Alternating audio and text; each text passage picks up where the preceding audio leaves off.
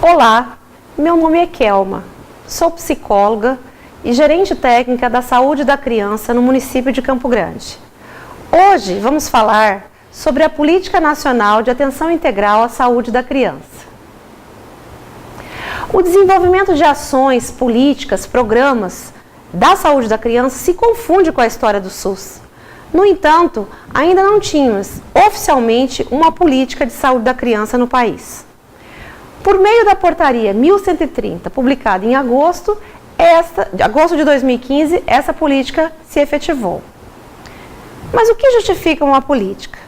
Podemos começar pelos marcos legais. Inicialmente, está previsto na Constituição Federal, a gente pode ver a efetivação dos direitos à saúde. No ECA, também tem no artigo 7º a proteção à vida e à saúde mediante a efetivação de políticas. Sistematizar melhor para gestores e profissionais de saúde os grandes eixos de ações que compõem a atenção à saúde da criança. Também é uma ação muito importante. Estratégia de dispositivos ofertados por meio de linhas de cuidado, visando a integralidade da atenção, articulando ações e serviços na saúde da criança nos municípios e regiões.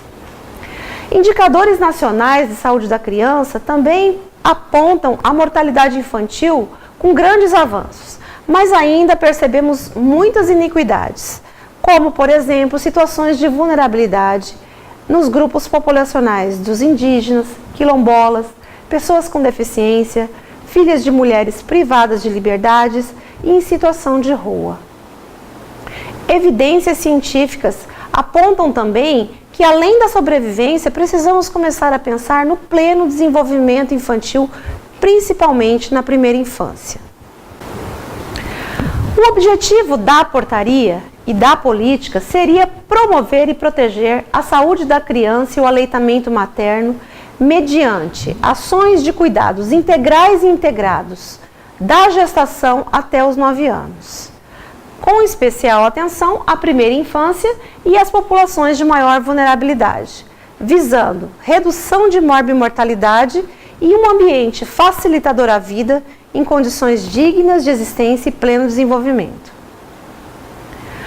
É considerado criança a faixa etária de 0 a 9 anos e primeira infância de 0 a 5 anos, 11 meses e 29 dias. Aqui a portaria também faz uma sugestão para os serviços de pronto atendimento, onde a gente observa que muitas vezes, seguindo o ECA, os profissionais de saúde atendem a criança até os 12 anos e depois passa para profissionais que já atendem a categoria de adultos. Então a política faz uma sugestão que os estabelecimentos de saúde possam atender a criança e o adolescente até os 15 anos de idade. E isso pode ser, claro, dentro das normas e rotinas dos municípios. A PNAISC ela é orientada pelos princípios do direito à vida, pela prioridade absoluta da criança, pelo acesso universal à saúde, pela integralidade do cuidado, pela equidade em saúde, pelo ambiente facilitador à vida, a humanização da atenção e a gestão participativa e o controle social. E as diretrizes da PNAISC seriam a gestão interfederativa. Então, qualquer tipo de ação que seja pensada, ela tem que ser tripartite, ela não pode ser só município, só estado, só federal. A organização das ações e serviços tem que ser em redes de atenção à saúde, então a gente não pode pensar somente no nível de atenção, seja ele hospitalar, de alta complexidade, seja ele de atenção básica, ela tem que ser integrada. A promoção da saúde, pensando um pouco na educação em saúde, falar sobre saúde, pensar sobre o autocuidado em saúde. O fomento à autonomia do cuidado e da corresponsabilidade dessa família. A família precisa se entender como corresponsável pela saúde dessa criança e a autonomia para esse cuidado ela precisa ter por meio das educações em saúde e outras ações. Qualificação da força de trabalho do SUS. Os profissionais precisam constantemente estar em educação permanente. O planejamento e desenvolvimento de ações, o incentivo à pesquisa e à produção do conhecimento, o monitoramento e a avaliação das ações para que a gente possa evoluir acima daquilo que a gente já vem desenvolvendo e a intersetorialidade. A Política Nacional de Atenção Integral foi desenhada com 7 eixos prioritários: atenção humanizada à gestação, parto, nascimento e ao recém-nascido, aleitamento materno e alimentação complementar saudável, desenvolvimento integral da primeira infância, o DPI, crianças com agravos prevalentes e doenças crônicas, prevenção de violências, acidentes e promoção da cultura da paz, criança com deficiências ou em situações de vulnerabilidades e prevenção do óbito infantil e fetal. Esses eixos estão embasados nas redes de atenção à saúde e na rede de atenção básica. E para cada eixo existem estratégias de execução propostas pelo Ministério e que são desenvolvidas nos estados e municípios. Falando então dos eixos da saúde da criança, o primeiro seria a atenção humanizada à gestação, parto e nascimento e recém-nascido. Um deles seria o método Canguru. O método Canguru, criado na Colômbia há cerca de 30 anos, entrou no Brasil a partir dos anos 90. E ele consiste numa assistência neonatal com contato pele a pele precoce e crescente entre os pais e o recém-nascido. Pelo tempo que entenderem prazeroso e suficiente, promovendo a autonomia e a competência parental através do suporte da equipe e da interação familiar. O que a gente pode falar um pouco mais sobre esse método? Principalmente para os prematuros, para as crianças pré-termo, é importante esse primeiro contato. Ele reduz mortalidade infantil, ele reduz o abandono. Acontecia, né, de muitas crianças serem abandonadas por conta de não terem esse vínculo familiar, por ficarem muito tempo internados. E a partir do método Canguru percebeu-se que trazendo essas famílias para ficar próximo, esse vínculo afetivo entre a família e o bebê era consolidado a partir do nascimento. Então o método Canguru hoje, ele está previsto em todas as unidades neonatais do Brasil, que são credenciadas pelo SUS, pelo Sistema Único de Saúde, e ele deve, né, ampliar a partir da rede Cegonha, que ele seja credenciado como uma unidade neonatal, assim como as unidades de terapia intensiva, unidade de cuidado intermediário. Dessa forma, nós observamos que esse espaço para a família participar desde o nascimento da criança foi ampliado, esse vínculo foi muito mais elaborado pela família, o aleitamento materno foi garantido também e a presença do profissional de saúde no sentido de dar um apoio também é maior. A Rede Cegonha. A Rede Cegonha é uma das redes de atenção do SUS. Ela é voltada para a atenção à saúde da mulher, da gestante e da criança nos primeiros 2 anos de vida. Desde 2011, muitos estados e municípios fizeram adesão à rede, o estado do Mato Grosso do Sul fez essa adesão, e ela tem como princípio, como objetivo, qualificar e melhorar a rede de atenção materna, a atenção à saúde materna e infantil. Então, desde a estrutura de tecnologias duras, como a estrutura física de hospitais e maternidades, ampliação de leitos de UTI, ampliação de leitos de alojamento conjunto, como também trabalhar o processo de trabalho por meio das boas práticas de atenção ao parto e nascimento. Então a Rede Cegonha, eu digo que ela é bastante ousada, ela traz diversos segmentos para que a gente possa agir para a melhoria dessa qualidade da atenção ao parto e nascimento e todo o período gravídico mesmo, né? Desde o período do planejamento reprodutivo até os 2 anos da criança. Outra ação estratégica, né? Dentro desse eixo seria o aleitamento materno e a alimentação complementar saudável. O aleitamento materno, a gente fala um pouco aqui do IAC, a Iniciativa Hospital Amigo da Criança. Os hospitais são incentivados a se credenciarem como hospitais amigos da criança.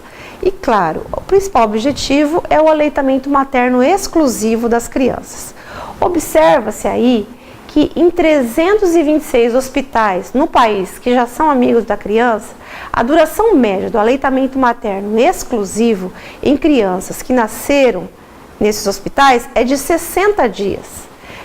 E em hospitais não credenciados, essas crianças só ficam em aleitamento em até 48 dias em média. Crianças que nascem também nesses hospitais aumentam a chance em 9% para ter a amamentação na primeira hora de vida. Isso por conta que na portaria do IAC é previsto o cuidado amigo da mulher e amigo da criança. Então, com o parto humanizado, essa mulher pode ter acesso também ao contato pele a pele com o seu bebê e a maior probabilidade de estar amamentando nessa primeira hora de vida após o parto. Outra estratégia do aleitamento materno seria a estratégia Amamenta e Alimenta Brasil. Como que ela funciona? A partir que você saiu do hospital com aquele bebê, como é que ele vai ser acompanhado no seu aleitamento materno? Então a EAB, ela vem para suprir essa lacuna na atenção básica. Os profissionais da atenção básica, então, são preparados em forma de oficina, de roda de conversa, de sensibilização, para que eles conheçam, dentro do seu processo de trabalho, o que poderia facilitar que essa mulher fosse acolhida e pudesse melhor amamentar essa criança. Então, a gente desenvolve, no município, já capacitamos mais de 80% da nossa rede para que os profissionais possam compreender esse acolhimento e possam dar essa orientação acerca do aleitamento materno da mulher que possa ter alguma dificuldade de amamentar, saiu do hospital, ela precisa ser acolhida pela atenção básica para que ela dê continuidade, sempre que ela tiver alguma dificuldade, ela seja recebida. Outra estratégia do aleitamento materno também seria os bancos de leite humano.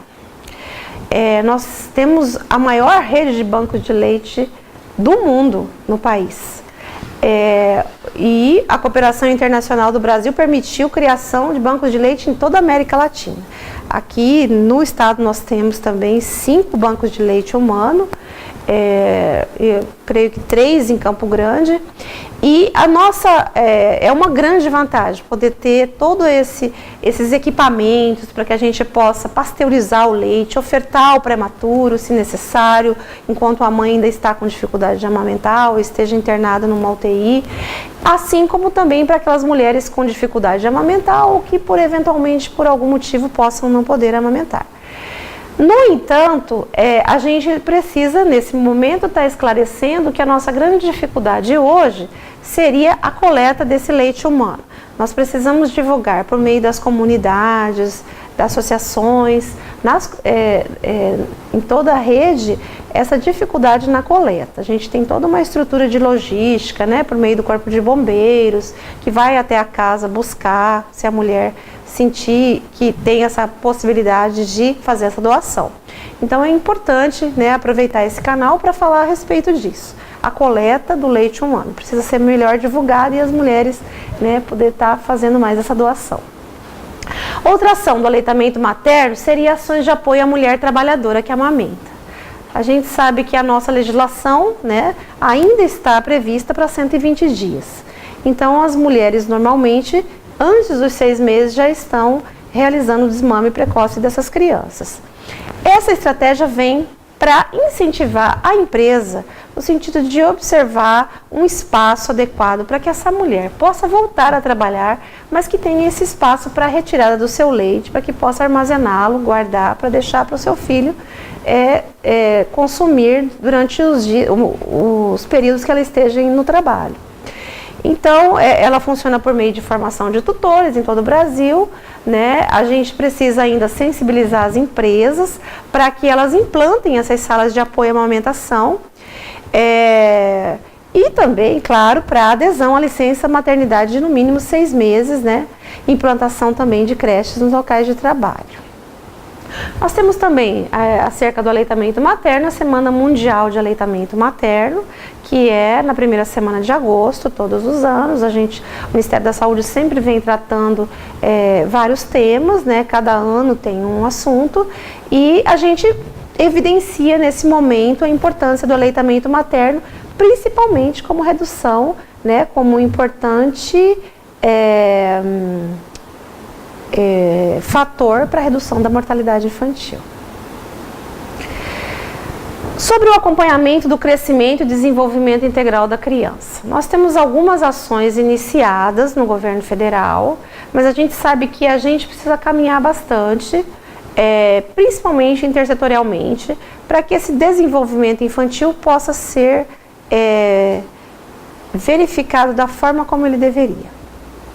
No Ministério da Saúde, nós temos ampliação do Programa Nacional de Suplementação de Vitamina A, então a gente tem mega doses de vitamina A que são fornecidas em programas para as crianças até 59 meses, de 6 a 59 meses. Então, temos também a suplementação de ferro, que também vem como um programa de prevenção da anemia ferropriva. Temos garantia de medicamentos na farmácia popular da asma e o programa Saúde na Escola, que foi ampliado também há cerca de 2 anos e onde a gente começa a desenvolver ações desde a primeira infância, ações de atenção básica junto aos CEINFs e às escolas. No entanto, o programa de estímulo ao desenvolvimento integral na primeira infância no Brasil ainda está restrito a alguns municípios. Aqui no estado ainda não desenvolvemos esse acompanhamento mais de perto, que consiste em agentes de saúde que vão mesmo até as residências para cuidar especialmente do desenvolvimento infantil daquela criança e daquela gestante, daquela puérpera, daquela nutriz. Hoje nós temos sim nossos agentes comunitários de saúde que já fazem essa vigilância do desenvolvimento infantil, verificam crescimento, vacina, isso está dentro do nosso programa sim. Mas sabemos que um programa que fosse mais voltado para o estímulo ao desenvolvimento, até mesmo ensinando as mães ou trabalhando junto com elas, alguns estímulos em relação a esse desenvolvimento, seria importantíssimo. Então é mais uma situação que a gente precisa caminhar. Mas quem são essas crianças de risco, né? Porque hoje a gente fala assim, reduziu a mortalidade infantil no país, nós atingimos, né, o objetivo do milênio no que concerne a mortalidade infantil, mas a gente pensa também que a gente não está só pensando em sobreviver, mas também com que qualidade essa criança está se desenvolvendo. Além das campanhas do aleitamento, da Semana Mundial de Aleitamento Materno, agora a gente também entra na alimentação complementar saudável. Nós temos estratégias de oficinas que acontecem na atenção básica para trabalhar efetivamente a alimentação complementar saudável para a criança a partir dos 6 meses. Né? É importante lembrar que não só a suplementação de vitamina, de suplementação de ferro, como a gente tem, são importantes micronutrientes, mas também nós temos que entender a importância da alimentação na saúde da criança. E então, por meio da educação em saúde, de orientações nas consultas, de acompanhamento do crescimento e desenvolvimento infantil, nós também desenvolvemos ações educativas junto às famílias. Mudando de eixo agora, a gente fala um pouco do acompanhamento do crescimento e desenvolvimento integral. O Ministério da Saúde, por meio do Brasil Carinhoso, tem parcerias intersetoriais junto ao Ministério da Educação e do Ministério da Assistência Social. Temos no Bolsa Família alguns recursos previstos para a criança na primeira infância e para a gestante também. Temos os estímulos aos municípios para incentivar o aumento da quantidade de vagas em creches, mas o Ministério da Saúde tem um cardápio de ofertas de suplementação, né, de vitamina A, da megadose da vitamina A para crianças de 6 a 59 meses. Temos também a suplementação de ferro, de sulfato ferroso, para a prevenção da anemia ferropriva. Tivemos também, recentemente, há cerca de 2 anos, a implantação do Programa Saúde na Escola também no Centro de Educação Infantil, onde pudemos levar as ações de saúde para as creches. Então, lá também desenvolvemos avaliações diagnósticas para saber o estado nutricional, fazer levantamento das necessidades de saúde bucal, conhecer como é que está a situação de saúde da criança, de CEINF, e também levamos educação em saúde para as famílias e para os educadores. Também por meio da farmácia popular temos os medicamentos para a asma, né? E programas de estímulo ao desenvolvimento integral na primeira infância no Brasil estão iniciando. No nosso estado ainda não temos, mas ele consiste no sentido de um melhor acompanhamento desse desenvolvimento, observando as alterações, os marcos do desenvolvimento e causando intervenções. Se necessário, encaminhar as equipes de saúde, se necessário, orientar as mães para estimularem essas crianças. Então, a gente sabe que hoje a gente já conta com essa equipe de atenção básica que faz essa avaliação, que faz esse acompanhamento, mas esses programas que estão sendo desenvolvidos, específicos para a primeira infância, eles têm um caráter mais individualizado, voltado para a atenção materna e infantil. Então, ele acompanha a gestante e depois ele dá esse acompanhamento nos primeiros anos de vida da criança, com foco no desenvolvimento dessa primeira infância. Então, e a gente falando de mortalidade infantil e de desenvolvimento infantil, a gente precisa pensar que a gente não pensa mais só em redução de mortalidade, mas como dar um pleno desenvolvimento infantil a essa criança. Mudando de eixo, a gente fala agora sobre atenção integral à criança em situação de violência, prevenção de acidentes e promoção da cultura da paz. Desde 2005, em Campo Grande, nós já temos um núcleo de prevenção à violência. E por meio dele, a gente vem trabalhando sensibilizações de profissionais de diversas áreas, da área da saúde, da área da educação, da área da assistência, da área judiciária, no sentido de sinalizar os sinais de alerta para aquela criança que possa estar sofrendo uma violência, seja ela doméstica, física, psicológica, institucional. E o Ministério também foi crescendo ao longo disso, paralelo, foi trabalhando junto conosco. E aqui você pode ver nesse slide que Mato Grosso do Sul ainda não foi contemplado com as oficinas, mas a gente pode dizer que Mato Grosso do Sul é uma referência, inclusive, para o Ministério, e até por isso talvez ele escolha outros estados que precisem mais do apoio. Nós temos cadernos, né? Você pode entrar no site do Ministério da Saúde, www.saude.gov.br, onde você vai encontrar os manuais das linhas de cuidado de atenção integral à criança em situação de violência. E lá a gente vai falando um pouco de cada área, de como a gente faz esse segmento. Hoje, na atenção básica, nós temos esse segmento da criança que sofreu uma violência. Então, se essa criança surgiu num pronto atendimento e foi notificada uma violência, é encaminhado à área de abrangência da onde ela mora, a unidade de saúde daquela área de abrangência, e é feito pela equipe de saúde um acompanhamento dessa criança mais de perto. Se o conselho tutelar, ou se o Ministério Público, ou se a escola, ou se o CRAS também identificou e encaminhou, nós também vamos realizar esse segmento. Outro eixo estratégico é a atenção integral às crianças com agravos prevalentes ou doenças crônicas. A atenção integrada às doenças prevalentes, né? A gente tem estratégias como o IDP neonatal, que é um curso de atenção integral às doenças prevalentes na infância, tratando que os profissionais possam intervir no momento certo, classificar essas doenças e tomar as devidas providências necessárias. Então, isso passa bastante pela qualificação profissional para atender a essa situação de doenças prevalentes na infância. E também, né, agora integra a essas doenças as doenças crônicas, né? A gente, infelizmente, tem tido não mais somente as epidemias de diarreia e pneumonia. Hoje já temos as crianças com câncer, as obesidades infantis, as hipertensões e diabetes, acometendo também as nossas crianças. A partir de 2014, o Ministério utilizou também foco principal nos profissionais de atenção básica dos D6, como maior oferta, né, de redução de mortalidade infantil. Então, os D6, né, os indígenas, também estão sendo contemplados com essas capacitações e essas diretrizes.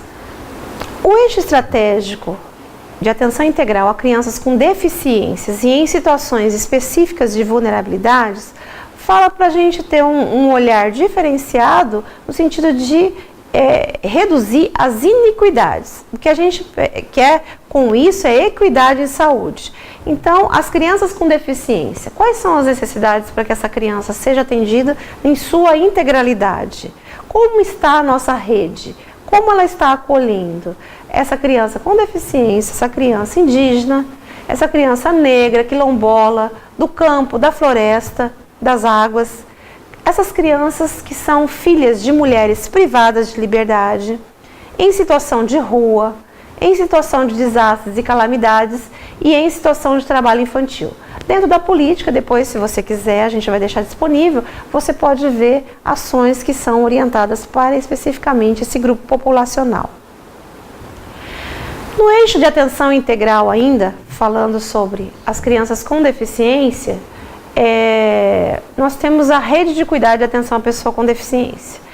E dentro delas, as triagens neonatais. Então, já é conhecido por todos o teste do pezinho, né? E ele foi ampliado de 4 para 6 doenças, que aqui no estado nós somos pioneiros, já desenvolvemos há mais de 20 anos esses exames. E depois também foram inseridas novas triagens, como o teste da orelhinha, que são realizados nas maternidades, para verificar se a criança tem alguma alteração auditiva, para que ela possa ser diagnosticada, encaminhada ao serviço de reabilitação e, se necessário, realizar um implante coclear, para que não tenha nenhum prejuízo no seu desenvolvimento auditivo. O teste do olhinho, né, que a gente começa a observar que está tendo um maior potencial a partir da implantação da rede cegonha, que seria o teste do reflexo vermelho, para observar se essa criança tem alguma alteração e poder também, de alguma forma, encaminhar para referência, para observar a necessidade de outros diagnósticos. As cardiopatias congênitas, por meio do teste do coraçãozinho. Então essas seriam as triagens neonatais. Recentemente agora também está sendo introduzida a triagem do teste da linguinha, que compõe o exame físico da criança também. Outro eixo estratégico muito importante é a prevenção do óbito fetal, infantil e materno. Então, como é esse trabalho? Os municípios e os estados têm comitês, né, de prevenção às mortalidades materna, infantil e fetal. Nós temos no município, nós temos um grupo de representantes de governamentais e não governamentais, onde a gente analisa os óbitos que aconteceram no nosso município, no sentido de evitabilidade de óbitos semelhantes. Então, uma equipe avalia mensalmente, por meio de reuniões, traz os casos que são investigados inicialmente pelas equipes. Então, nós temos a investigação domiciliar, a investigação ambulatorial, a investigação hospitalar, de como é que foi esse óbito infantil. Temos os óbitos maior incidência, o óbito neonatal, que acontece de 0 a 30 dias de vida do bebê. Normalmente, ele vem por causas de um acompanhamento não adequado no pré-natal da mãe ou de intercorrências durante o parto. Então, esses óbitos são investigados e depois são trazidos para o comitê para que possa ser analisados e depois que saiam recomendações de evitabilidade desse óbito para que não ocorram novos. Aqui no município nós temos diminuído os nossos óbitos. Campo Grande está em torno de 8 óbitos para cada 1.000 nascidos vivos.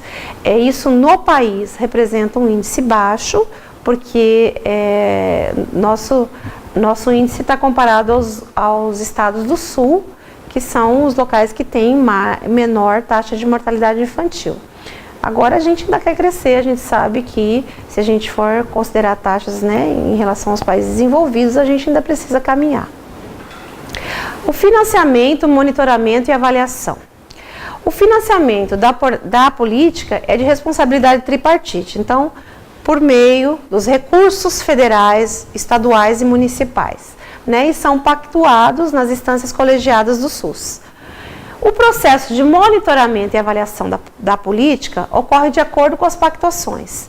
Então, a gente tem sistemas de informação, onde a gente pode ir monitorando, né, estado nutricional da criança, aleitamento materno da criança, o desenvolvimento. Então, a gente, as vacinações, vários sistemas que o Ministério compõe, inclusive muitas vezes intersetoriais, como esses programas de geração de renda, que podem trazer uma forma de avaliar de que forma que está sendo consolidada essa política.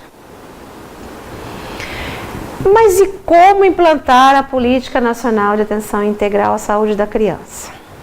Quais seriam os 10 passos mais importantes? A articulação intrasetor saúde. Então, a gente precisa estimular essa grupalidade entre os profissionais dos diversos pontos de atenção. Então, a gente tem trabalhado bastante com as redes de atenção, no sentido de aproximar as equipes que cuidam da saúde da criança. Então, no caso da Rede Cegonha, a gente participa, promove fóruns perinatais para discutir a atenção materno-infantil, chamando os profissionais das maternidades, os profissionais da atenção especializada, os profissionais da atenção básica, para que eles possam conhecer como é que está esse itinerário do usuário, como que essa criança vem ao mundo, como é que ela vai para a atenção básica, como é que ela volta para a maternidade, em que momento que ela precisa de cada ponto de atenção e se os profissionais estão conseguindo fazer uma orientação adequada em linha de cuidado integral e integrado como propõe a política. A articulação intersetorial também é importantíssima, né? Então a gente falou disso, algumas ações, onde envolve CRAS, a educação, as associações, né, nas comunidades. E a gente trabalha muito com o programa Saúde na Escola, que também é uma ação intersetorial. Os programas de geração de renda, ou Bolsa Família, no caso, vigente atual, também são articulações importantes para que a gente tem condicionalidade de saúde, onde a gente pode acompanhar como é que está essa saúde da criança. Fomento a elaboração de projetos terapêuticos singulares. Então, para implantar a política, não dá para a gente pensar só em grandes grupos, a gente também precisa pensar nessa criança como ser único, individual, e para isso muitas vezes requer que a equipe local possa desenvolver esse projeto terapêutico singular. Então, as equipes de atenção básica, né, sempre que possível, chamam também os parceiros para discutir um projeto terapêutico singular na área, né, em que essa criança está. Realização de diagnóstico da atenção integral à saúde da criança no respectivo território elaborado por grupos. Então, assim, o que é que mais precisa nesse território? O que a gente vai trabalhar? A gente vai trabalhar a obesidade infantil? A gente vai trabalhar a questão da alimentação complementar saudável, do aleitamento materno, que é a primeira alimentação. A gente vai trabalhar a violência? Como é que está essa região? Então, a gente precisa fazer o monitoramento e avaliação, fazer um diagnóstico epidemiológico da área e trazer os parceiros para desenvolver naquela área, para aquele grupo de crianças, o que for mais interessante. Formulação de um plano de ação com estratégias para ofertar as ações e serviços necessários para a garantia de acesso e atenção integral aos 7 eixos. Como vocês puderam ver de forma rápida, né, a gente nem se aprofundou, os 7 eixos são muito intensos. A gente tem diversas ações de execução em cada eixo. Então, a gente precisa acionar muitos pontos de atenção para que ele realmente se efetive.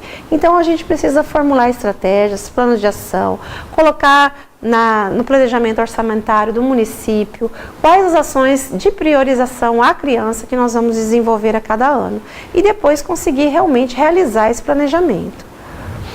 Articulação na região de atenção à saúde com demais municípios e serviços de referências regionais, com pactuação na CIR, né, que é Comissão Intersetorial Regional.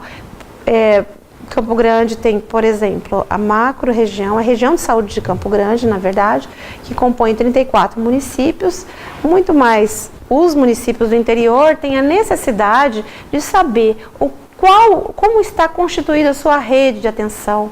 Muitas vezes ele tem que se deslocar de uma micro-região, da sua micro-região para macro, ou então ali na sua micro ele pode ser atendido, não necessariamente ele vai precisar vir para a capital, às vezes ali no município próximo ele tem aquele serviço que ele procura. Então essa articulação, né, para que a política se efetive, também precisa acontecer dentro dos 7 eixos em todas as regiões de saúde. A definição de um pequeno elenco de indicadores para o monitoramento do plano. Então, quando você desenvolve um plano, claro, se você monitora, se você avalia, você também tem condições de avaliar alguns indicadores de saúde da sua área. Monitoramento e avaliação periódicos do plano de ação, né? A gente vai anualmente avaliar se essa programação está adequada, se ela tem que ser revista, né? Se ela tem que ser, se ela vai dar continuidade ou não. Oferta de educação permanente, então as nossas equipes são bastante dinâmicas, então essa educação tem que ser permanente. A gente traz diversas ações, como eu já citei, cursos do método Canguru, da IDP neonatal, do aleitamento materno, da estratégia Alimenta e Amamenta Brasil, e outros, e a do programa Saúde na Escola. Então, durante todo o ano, a gente vai ofertando aos profissionais essas possibilidades para que eles possam se sentirem mais seguros para atender essa criança. E a oferta de apoio institucional às equipes e coletivos envolvidos com a implementação da política, né? O Ministério, inclusive, criou um portal Saúde da Criança, onde dentro desse portal tem uma comunidade de práticas, uma plataforma virtual.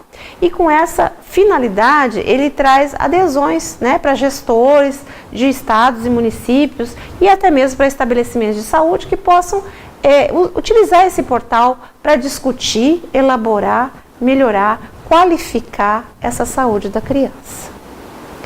Por hoje é só. Até mais.